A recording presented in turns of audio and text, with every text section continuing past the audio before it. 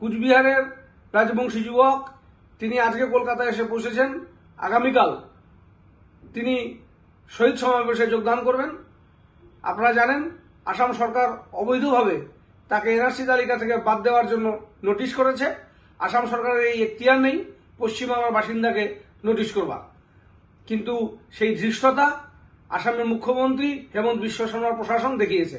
আমরা এর তীব্র তিরস্কার করছি, প্রতিবাদ করছি এবং স্বয়ং উত্তম কুমার ব্রজবাসী এই সমাবেশে উপস্থিত হয়ে তার বিরুদ্ধে যে প্রতিবাদে সোচ্চার হলেন, উত্তম কুমার ব্রজবাসীর মতন লক্ষ লক্ষ কুচবিহার এবং কুচবিহার সংলগ্ন জেলার সমস্ত উত্তরের জেলাগুলোতে রাজবংশী সমাজের মানুষকে তিনি প্রতিবাদে নামিয়ে নিয়ে আসবেন এই বিশ্বাস এবং আশা রাখছি।